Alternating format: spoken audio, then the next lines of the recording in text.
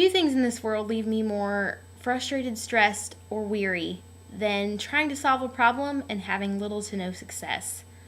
Recently, we had a rash of misplaced items in the house. First, it was a Bible study book, then it was an iPod Nano, and just thing after thing just seemed to be walking off. And that really ticked me off because I'm usually kind of on top of those things. I tore this house apart looking for those, and it turned out that I just needed to walk away. I was too close to the problem to see clearly. Let me say that again. I was too close to the problem to see clearly.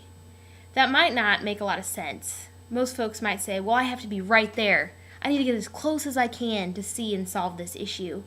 But sometimes we just need to push the pause button, take a Jesus time out, and step back to see from his perspective. And that's what today is all about. Looking from his perspective and changing our eyesight to view through heavenly lens.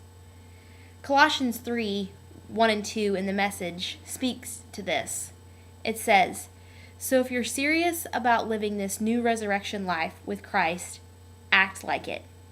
Pursue the things over which Christ presides. Don't shuffle along, eyes to the ground, absorbed with the things right in front of you. Look up, be alert to what is going on around Christ. That's where the action is. See things from his perspective." That's easier said than done, at least from my perspective. But today there's 3 things I want to share with you that might help to shift your perspective and help you to solve those problems or make it through those trials or just count the blessings in your everyday as you find Christ. The first thing to do is to recognize who or what is at work. First of all, we know God is always at work. Secondly, we always know that our flesh is at work, which isn't always pretty. And we also know that the enemy is at work. So those little seeds of frustration, doubt, bitterness, resentment, self-pity, worry, all of those things, I can guarantee you it's not coming from God, and more than likely it is coming from the enemy, Satan, that big dumb jerk face that we always seem to talk about. And our flesh tends to water those little seeds. So recognize that, and then you can be able to handle that with God's help. The second thing to do is to be grateful. In the midst of a trial or a temporary frustration, we're looking so closely that we forget to see that big picture, God's picture.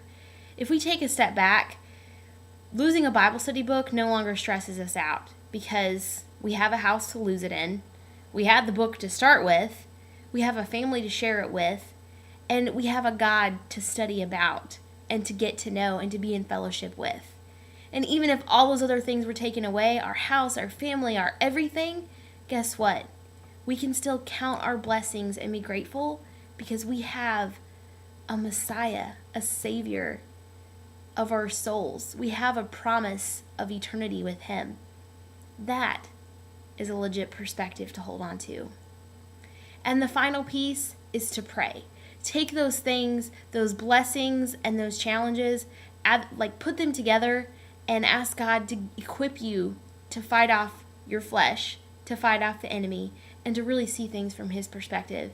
The power of prayer continues to blow my mind. And friends, I would encourage you to try that out as you move forward, trying to make it through those trials and shift your perspective to see through God's eyes.